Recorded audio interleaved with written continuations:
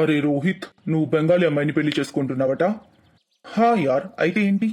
అయితే ఏంటంటే బెంగాలీ వాళ్ళు చేపలు ఎక్కువ తింటారు కదా. అయితే ఏమైంది? వాళ్ళకి ఏం తినాలని ఉంటే అదే తింటారు. చాలా మంది రోహిత్ తో అనుపమ పెళ్లికి వ్యతిరేకంగా ఉన్నారు. కానీ రోహిత్ అమ్మ బెంగాలీ అవడం వల్ల ఆమె చాలా సంతోషంగా ఉంది. అరే వా బాబు, నువ్వు చాలా మంచి పని చేశావు. ఇక తనతో కలిసి నేను మనసు నిండుగా చేపల కూర తిని ఆస్వాదిస్తాను. హా అమ్మా, ఇక్కడ నా పెళ్లి గురించి కాకుండా నువ్వు భోజనం గురించి ఆలోచిస్తున్నావా? అరే భోజనమే ముఖ్యం బాబు. నువ్వెప్పుడైనా ఫిష్ ఫ్రై తిన్నావా? లేదు, అది అసలు ఎలా ఉంటుందో మరి నువ్వెప్పుడు చేయలేదు కదా. నాకు రాదు బాబు. బెంగాల్లో ఉన్నప్పుడు బాగా తినేదాన్ని, కానీ తినేన్నాళ్ళయిందో. సుజాతకి బెంగాలీ చేపల ఫ్రై బాగా గుర్తొస్తుంది. ఆమె కొడుకు రోహిత్ చదువు కోసం బెంగాల్ వెళ్ళినప్పుడు అనుపమని ప్రేమించాడు. చదువు తర్వాత రోహిత్ ఢిల్లీ తిరిగొచ్చాడు. ఇక్కడ తనకు ఒక మంచి జాబ్ కూడా వచ్చింది. ఇక అనుపమ దూరాన్నైతే రోహిత్ భరించలేకపోయాడు. కాబట్టి త్వరగా పెళ్లి చేసుకోవాలని నిర్ణయించుకున్నాడు. అనుకున్నదే ఆలస్యం. ఇంకా ఆలస్యం చేయకుండా అనుపమని పెళ్లి చేసుకున్నాడు. తన్ని ఢిల్లీ తీసుకొచ్చాడు. సుజాత అయితే చాలా ఆనందించింది.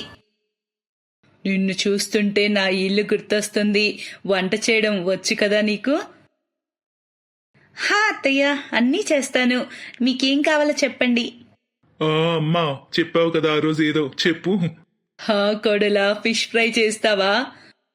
అరే అంతేనా, నేను ఫిష్ ఫ్రైలో ఎక్స్పర్ట్ని. అనుపమ టకటక 3 ఫిష్ ఫ్రైలు చేసింది. ఇక అందరూ కూర్చొని తినడం మొదలు పెట్టారు. అరే వా, లాస్ట్ టైం కలకత్తాలో తిన్నాను ఇలాంటి ఫిష్ ఫ్రై. నువ్వు నిజంగానే ఫిష్ ఫ్రై చేయడంలో ఎక్స్పర్ట్వి కోడలా. హా అనుపమ, చాలా బాగా చేసావు. నేను బాగా తిన్నాను. దాని తర్వాత అనుపమ 2 రోజులకు ఒకసారి ఫిష్ ఫ్రై చేస్తూ ఉంది. ఇక రోహిత్ పనిలోకి వెళ్తుండేవాడు. కానీ ఒకరోజు రోహిత్ బాధపడుతూ ఇంటికి తిరిగొచ్చాడు. ఏమైంది? మీరెందుకింత బాధగా ఉన్నారు? ఆఫీస్ లో లే ఆఫ్ అట, ఆ మాట వినిపిస్తోంది. లే ఆఫ్ అంటే ఏంటి? లే ఆఫ్ అంటే పనిలో నుంచి ఎవరినైనా తీసేస్తారు, బడ్జెట్ కట్ చేస్తారు. అరే అలా ఎలా పనిలోంచి తీసేస్తారు? అలా జరుగుతుంది అనుపమ, నీకు తెలియదులే. అవునా, సరే వేరే జాబ్ ఎతకండి. ఈ మార్కెట్ లో కొత్త జాబ్ ఎక్కడ దొరుకుతుంది? కంపెనీలన్నీ లే ఆఫ్ ప్రకటించాయి. ఇది విని సుజాత కూడా భయపడింది. బాబు, మీ నాన్న ఈ లోకంలో లేడు. సంపాదించేవాడివి నువ్వు ఒక్కడివి మాత్రమే ఈ ఇంట్లో. నీ జాబ్ పోతే మన సంగతి ఏంటి? డబ్బులు లేకుండా ఇల్లెలా గడుస్తుంది? అది ఆలోచిస్తుంటేనే నాకిక కంగారు పెరిగిపోతుంది. కంగారు పడుకోమ్మా, ఇంకా జాబ్ పోలేదు, పోవచ్చు. నేను జాబ్ కాపాడుకునే పూర్తి ప్రయత్నం చేస్తాను. కానీ రోహిత్ ప్రయత్నాలేవీ ఫలించలేదు. తర్వాత రోజే తన్ను పనిలో నుంచి తీసేశారు. మధ్యాహ్నంకే తన ఇంటికొచ్చాడు. నా జాబ్ పోయింది. ఏదైతే భయపడ్డానో అదే జరిగింది. ఆ రోజు ఇంట్లో వంట చేయలేదు. అందరి ముఖాల్లో దిగులు, తిండిపై ధ్యాసే లేదు. 3-4 రోజులైతే గడిచాయి. రోహిత్ అన్ని కంపెనీల్లో ఇంటర్వ్యూ ఇచ్చాడు. కానీ తనకు జాబ్ అయితే రాలేదు. మనం నాశనమయ్యాం కోడలా. చాలా కష్టపడి రోహిత్ను చదివించాను. ఆయన చనిపోయాక చాలా కష్టంగా ఇల్లు నడిపాను. రోహిత్కి జాబ్ వచ్చాక ఇల్లు బాగుపడుతుందని ఆలోచించేదాన్ని. కానీ ఇప్పుడు అది రాతలో కూడా లేకుండా పోయింది. ఇలా ఎందుకైందో నాకు అర్థం కావటం లేదు. మీరు బాధపడొద్దు అత్తయ్య, ఏదో ఒక దారి దొరుకుతుంది. ఏమీ కాదు. ఏమవుతుంది అనుపమ? జాబ్ కాక నేను ఇంకేం చేయగలను? నాకు ఇంకేమీ రాదు. చూడండి, బాధపడ్డంత మాత్రాన ఏమీ కాదు. ముందు మీరు మూడ్ మార్చుకోండి. మూడ్ మారితే ఏదో ఒక ఉపాయం అదే వస్తుంది. నేను మీకోసం ఫిష్ ఫ్రై చేస్తాను. ఫిష్ ఫ్రై తింటే మూడ్ ఏకదం ఖుష్ ఉంటుంది. అనుపమ ఫిష్ ఫ్రైతో పాటు పసుపు రంగు అన్నం ఒకటి తయారు చేసింది. ఈ పసుపు రంగు అన్నం ఎలా చేశావు? దీని పేరేంటి? దీన్ని బసంతి పులావ్ అంటారు. మీరైతే తిని చూడండి. రోహిత్ ఫిష్ ఫ్రైతో బసంతి పులావ్ తినగానే తన మతి పోయినట్టయింది. అరే, ఈ రెండిటి కాంబినేషన్ భలే ఉంది. తీపి తీపి బసంతి పులావ్ తో పాటు క్రిస్పీ ఫిష్ ఫ్రై, ఈ రెండిటి కాంబినేషన్ అయితే ప్లేట్ 200 రూపాయల వరకు ఉంటుంది. ఆ విషయం తెలుసా? అరే, నేను ఇది ఆలోచించలేదు. నేను ఆఫీస్ బయట దీన్ని అమ్ముతా. అయితే అంటే నేను ఫిష్ ఫ్రై రైస్ అమ్ముతాను. ఆఫీస్ బయట వాళ్ళు తినడానికి వస్తారు కదా. హా అవును, ఒకతను రాజ్మా చావల్ అమ్ముతూ ఉంటాడు అక్కడ. అతని ఆదాయం మా జీతం కన్నా ఎక్కువ. అరే హా, నువ్వు ఇది అమ్మి చాలా డబ్బు సంపాదించవచ్చు అనుపమా. ఇన్ని రోజుల సేవింగ్స్ ని వాళ్ళు ఒక బండి కొనడానికి ఉపయోగించారు. తర్వాత రోజు అనుపమ ఆఫీస్ బయట బండి పెట్టింది. రండి రండి, ఫిష్ ఫ్రై రైస్ తీసుకోండి. ఆఫీస్ లో పనిచేసే వాళ్ళు తినడానికి బయటకు వచ్చేవారు. వాళ్ళు బండి దగ్గరకు రావడం మొదలు పెట్టారు. ఫిష్ ఫ్రై రైస్ ఏదో కొత్తగా ఉంది, ఒక ప్లేట్ ఇవ్వండి. అరే యార్, మస్తుంది రుచి. రాజ్మా చావల్, చోలే చావల్ తిని నేను విసిగిపోయాను. కొన్ని రోజులకే బండి దగ్గర జనం బీడు ఎక్కువైంది. అక్కడ దగ్గరలో చాలా ఆఫీసులు ఉన్నాయి. మెల్లగా ఒక్కొక్కరు ఫిష్ ఫ్రై రైస్ తినడానికి అక్కడికి రావడం మొదలుపెట్టారు. ఇక అనుపమ ఆదాయం ₹1,00,000 దాటింది నెలకు. నువ్వు నా జీతం కన్నా ఎక్కువ సంపాదిస్తున్నావు అనుపమ, ఇక నేను కూడా నీకు సహాయం చేయడానికి వస్తాను. రోహిత్ కూడా జాబ్ ప్రయత్నాలు వదిలి ఫిష్ ఫ్రై రైస్ అమ్మడం స్టార్ట్ చేశాడు. మెల్లగా వాళ్ళ ఆదాయం చాలా ఎక్కువైంది. ఇక వాళ్ళు ఒక స్థలం తీసుకొని దానిలో ఒక ధాబా తెరిచారు. దాని పేరు పేదవారి ఫిష్ ఫ్రై రైస్ ధాబా అని పెట్టారు. ఆ ధాబాకి ఆఫీస్లో పనిచేసే వాళ్లే కాదు, కారుల్లో బండుల్లో వెళ్లే వాళ్ళు కూడా ఆగి తినడానికి వస్తున్నారు. ఇక వారందరూ సంతోషంగా ఆదాయంతో జీవించడం మొదలుపెట్టారు.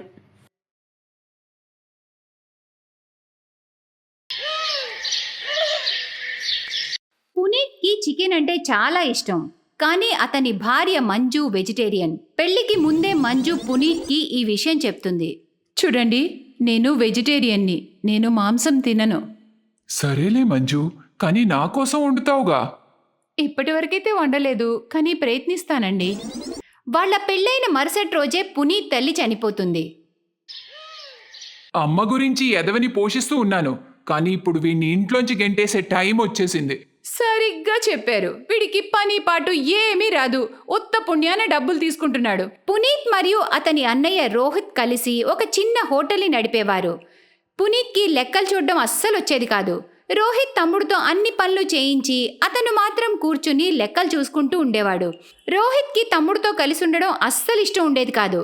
కానీ ఇప్పుడు తల్లి చనిపోయాక, అరే పునీత్, నీ సామాన్లు తీసుకుని ఇంట్లోంచి వెళ్ళిపోవాలా? కానీ ఎక్కడికన్నయ్యా? నాకేం తెలుసురా నువ్వెక్కడికి పోతావో, కానీ ఇంట్లో మీ ఇద్దరు ఉండటానికి వీల్లేదు, అర్థమైందా? మంజు ఏడుస్తూ తన తోటికోడలి కాళ్ళు పట్టుకుంటుంది. చూపించక్క, మాకు మొన్ననే పెళ్ళైంది, ఎక్కడికి వెళ్తాం? ఈ ఎదవని పెళ్ళెందుకు చేసుకున్నట్టు? వీడి బుర్రలో ఉత్తం మట్టుంది. పనిగిని ఏం చేతకాదు. ప్రతి నెల వట్టి పుణ్యాన డబ్బులు తీసుకుంటాడు. వెళ్ళండి ఇక్కడి నుండి. వాళ్ళిద్దరూ పునీత్ మరియు మంజుని ఇంట్లోంచి పంపించేస్తారు. మంజుకి కొన్ని చీరలిచ్చి వంట చేసుకోవడానికి ఒక మట్టి గిన్నె, ఒక గరిటె ఇస్తుంది. అక్క, ఒక మట్టి గిన్నెతో మేము ఎలా వంట చేసుకుంటాం? ఇంకొన్ని గిన్నెలు ఇవ్వక్క. వెళ్ళవే, అన్ని గిన్నెలతో ఎంత వంట చేసేస్తావేంటి? గంజి కాసుకోవడానికే కదా, అది సరిపోతుందిలే. ఒక్క గిన్నెతో ఎలా వండుతామో బహుశా శీతల్కి తెలిస్తే బావున్ను. తెలిస్తే అది కూడా ఇచ్చేది కాదేమో. ఇచ్చినవి తీసుకుని పునీత్ మరియు మంజు అక్కడి నుండి బయలుదేరుతారు. మంజు, నన్ను క్షమించు. నన్ను పెళ్లి చేసుకోవడం వల్లే నీకు ఇన్ని కష్టాలు మంజు. ఇందులో మీ తప్పే ఉందండి. మీ అన్నయ్య వదిన ఇలా చేస్తారని మీకు కూడా తెలియదు కదా. నేను చిన్నప్పటి నుండి చాలా బుద్ధిమంతుణ్ణి, కానీ చదువులో మాత్రం నేను ధ్యాస పెట్టలేదు. అన్నయ్య ఎప్పుడూ నన్ను తిడుతూనే ఉండేవాడు. అమ్మ మాత్రం నన్ను చాలా ప్రేమగా చూసుకునేది. సరేలేండి, నేను వచ్చేసానుగా, అంతా నేను చూసుకుంటాను. ఎలా చూసుకుంటావు మంజు? నా దగ్గర డబ్బులు లేవు, ఇల్లు లేదు. మనం ఇక్కడెక్కడుంటాము? ఏ, ఫుట్పాత్ మీద ఎంతమంది ఉన్నారో చూడండి, మనం కూడా అంతే. మరి డబ్బులెలా? ఇప్పుడు మనం అడుక్కుందాం, తర్వాత సంగతి చూద్దాం. మంజు ఫుట్పాత్ మీద ఒక కర్రకి తన చీర కట్టి చిన్న గుడారంలా చేసి దాంట్లో ఇద్దరు తలదాచుకుంటారు. మర్నాడు ఉదయం ఇద్దరు అడుక్కుంటూ ఉంటారు. కొంచెం ధర్మం చెయ్యండి బాబు, దేవుడు మిమ్మల్ని చల్లగా చూస్తాడు.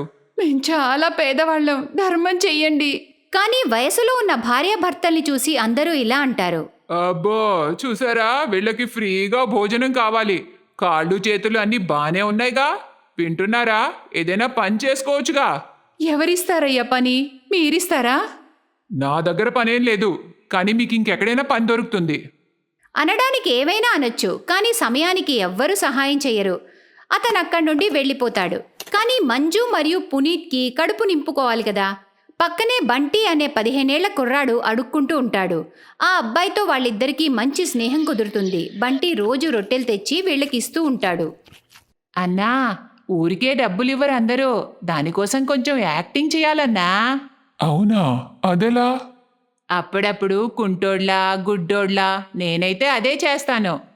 పునీత్కి ఆ ఐడియా నచ్చుతుంది. మర్నాడు పునీత్ బంటితో కలిసి గుడ్డివాళ్లా అడుక్కుంటూ ఉంటాడు.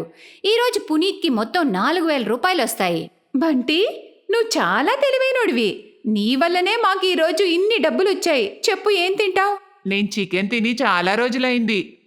నేను కూడా చాలా రోజుల నుండి చికెన్ తినలేదు. నీ వెళ్ళి తీసుకొస్తాను. కానీ కళాయి లేదండి. సరేలేండి, తిండి ఏదో ఒకటి చేస్తాను. పునీత్ కిలో చికెన్ తీసుకొస్తాడు. మంజు కర్రల పొయ్యి మీద మట్టి గిన్నె పెట్టి అందులో చికెన్ వేస్తుంది. మట్టి గిన్నెలో ఎలా వండుతావు? తెలీదండి, ప్రయత్నం చేస్తాను, కానీ ఇంకోటి లేదుగా. మంజు అందులోనే అల్లం వెల్లుల్లి, ఉప్పు, కారం, పసుపు, నూనె అన్నీ వేసి కలిపి చిన్న మంట మీద వండుతూ ఉంటుంది. గంట తర్వాత చికెన్ ఉడికాక మంజు మట్టి గిన్నె మీద మూత తీసి చూసేసరికి దాంట్లోంచి మంచి వాసన రావడంతో మంజు నోట్లో నీళ్ళొచ్చేస్తాయి. నేను మొదటిసారి చికెన్ వండాను. వాసన ఎంత బాగుందో. కాస్త తిని చూడు మంజు. అయినా తినడానికి ఇంకేమీ లేదుగా. మంజు అన్నం వండాక ముగ్గురు కలిసి మట్టి గిన్నెలో వండిన చికెన్ని తింటారు. చికెన్ చాలా బాగుంది. అవును వదిన, చికెన్ చాలా బాగా చేసావు. ఇలాంటి చికెన్ నేను ఇప్పటి వరకు తినలేదు. నేను కూడా మట్టి గిన్నెలో వండితే ఇంత బాగుంటుందని నాకు ఇప్పుడే తెలిసింది. 1 కిలో చికెన్ ముగ్గురు కలిసి మొత్తం తినేస్తారు. మంజు వదిన, నువ్వు హండీ చికెన్ ఎంత బాగా వండావో. దీన్ని నువ్వు అమ్మొచ్చుగా. అవును కదా, ఇదేదో బాగుందే. అందరూ ఒకే రకం చికెన్ తిని తిని బోర్ అవుతున్నారు. అందరికీ హండీ చికెన్ నచ్చుతుంది వదినా. కానీ దానికోసం చాలా డబ్బులు కావాలిగా. పెద్ద హండీ కావాలి, బోల్డన్ని కర్రలు కావాలి, గిన్నెలు కావాలి, కనీసం 10,000 కావాలి. అంత డబ్బు ఎక్కడి నుండి వస్తుంది? నేనిస్తా అన్నా. నేను అడుక్కుంటూ డబ్బులు దాచిపెట్టాను. ఆ డబ్బుల్ని నేను ఈ వ్యాపారంలో పెడతాను. మీరు నన్ను పార్ట్నర్ని చేసుకోండి. మర్నాడు నుండి మంజు హండీ చికెన్ చేయడం మొదలు పెడుతుంది. హండీ చికెన్ వాసనకే జనాలు వస్తూ ఉంటారు. మంజు ఫుట్పాత్ మీద కూర్చొని హండీ చికెన్ వండుతూ ఉంటుంది. బంటి మరియు పునీత్ అందరికీ సర్వ్ చేస్తూ ఉంటారు. మెల్లగా వాళ్ళ వ్యాపారం హండీ చికెన్ పేరుతో ఫేమస్ అవుతుంది. ఏ మనిషి వాళ్ళని ఏదైనా పని చేసుకోమని సలహా ఇస్తాడో అతనే ఒకరోజు వస్తాడు. హండీ చికెన్ తిని అతను ఇలా మెచ్చుకుంటాడు. ఆహా, మీరు చాలా మంచి పని చేశారు. ఇంత టేస్టీ చికెన్ వండుతున్నారు. 1 సంవత్సరంలోనే వాళ్ళు పెద్ద షాప్ ఓపెన్ చేస్తారు. బంటి వాళ్ళిద్దరితో కలిసి ఉంటూ ఉంటాడు. అక్కడ రోహిత్ హోటల్ మూసేసుకునే పరిస్థితి వస్తుంది. ఎందుకంటే పునీత్తోనే మొత్తం పనులన్నీ చేయించేవాడు. పునీత్ కస్టమర్స్ అందరినీ బాగా పలకరించేవాడు. కానీ రోహిత్కి అవేమీ చేతకాక హోటల్ మూసేసుకుంటాడు. 1 సంవత్సరం తర్వాత పునీత్ ఆ హోటల్ని కూడా కొనేస్తాడు. ఈ విధంగా హండీ చికెన్ అమ్మి పునీత్, మంజు మరియు బంటి ధనవంతులే సంతోషంగా ఉంటారు.